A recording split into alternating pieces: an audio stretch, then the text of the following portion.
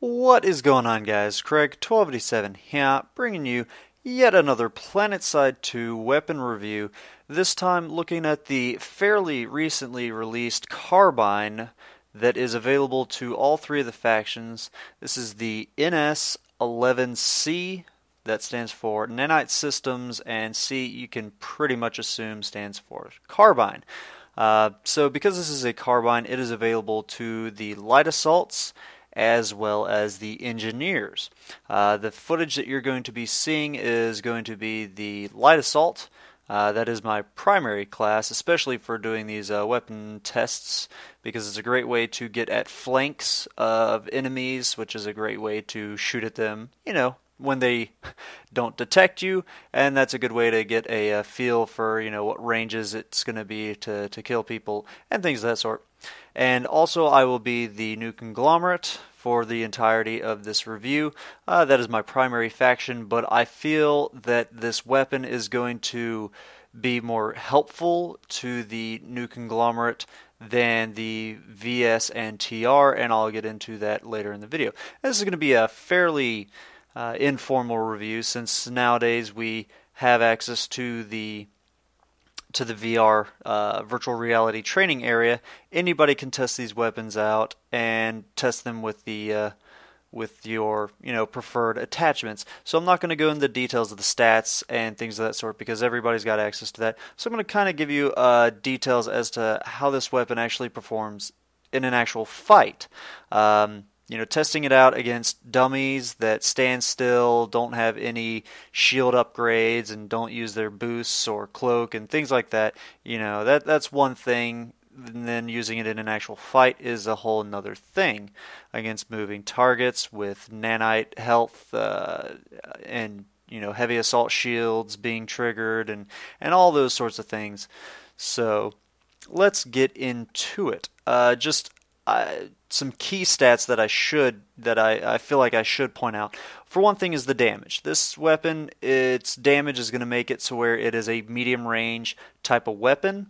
It's going to do okay in close range, simply because of its decent hip fire.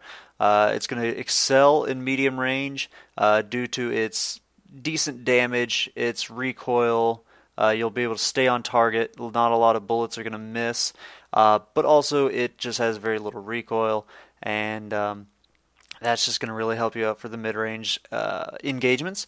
And then long range, it's kind of going to struggle, simply because it is a carbine. Their damage at long range is not the best, even though you're going to be able to land a lot of shots, and you'll see that in quite a few parts of this video, the footage that's playing in the background, that there are a lot of times I'm just wailing into guys, getting bullet after bullet after bullet, and just no kill, and maybe I get an assist, or maybe they just take cover, heal, whatever. So it's not the best far-range weapon. Definitely probably use this just for close to medium range. Light assaults are going to be effective with it, but in a Zerg, if you're an engineer in a big Zerg where there's a lot of long range engagements in an open field or something like that, you're probably not going to want to use this weapon, and go with something that is specific to your faction. Yeah, that's pretty much all I can say for that. Now, one of the shining factors of this weapon is its reload. It has a short reload of 2 seconds, which is pretty darn quick compared to weapons in each of the factions. That's actually pretty quick. There are some that are in the 1 point something range, but 2 seconds, pretty darn quick. Where it really shines is its long reload. Is also 2 seconds. And what this means, long reload, is it has a 2-second reload if you shoot and expend all rounds in the weapon. As in real life, if you expend all the rounds, you do have to chamber a round. So that's why in certain games like Battlefield, you see that extra added animation, which of course takes a little bit of time. Same thing with PlanetSide. If you go through all your rounds, reload, it's going to take a little bit longer. So with this gun, why its short and long reload are identical, I do not know. It might be a glitch. It might be fixed, patched at some point. But until then, that is very beneficial for it to have that fast of a long reload. But it's not only just that it's fast, it is consistent. A big thing for me in any shooter is consistency in the way a weapon handles.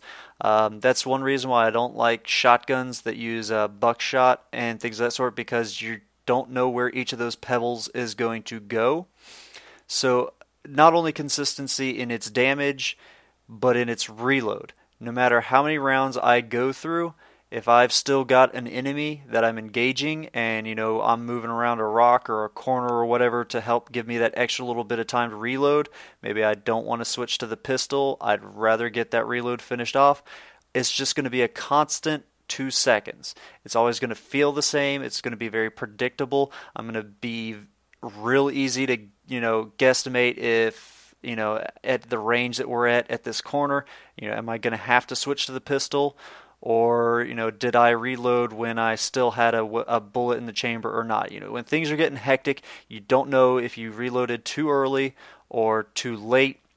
So just having that constant 2 seconds is a huge benefit to this weapon, in my opinion. So with this weapon, its recoil is very low. It does have a 3 times first shot multiplier, which is the highest, tied with the highest of any of the other carbines in the game. So you're not going to want to burst this weapon that often. You're going to want to shoot, 15 rounds and then release and then start to fire again, because that first shot recoil is going to be a little intense and can throw you off. So you're going to want to shoot this weapon consistently. Long amounts of bursts, very little quick bursts. With the spread of the weapon, its bloom per shot, it's not that much. Most of the TR and VS weapons, it is identical to it. However, for the NC weapons, it is less, because it's identical to the TR and VS bullet spread. So that's going to make this gun seem hyperactive when aiming down sight and when hip firing if you're an NC player. That right there is the primary reason why I think that this gun is more handy for the NC. It's just going to seem a lot more accurate than what most of our weapons are. If you're TR or VS, it's going to be nothing new, and you're not going to notice any difference. Another benefit to this weapon that will help out for the VS and the NC is that it has 35 rounds. If you're a TR, your carbines are typically going to have 40. And if you're VS and NC, they're typically going to have only 30. So again, a little perk for those two factions. It's something that'll seem nice. If you're TR, it's going to just seem like actually a reduction.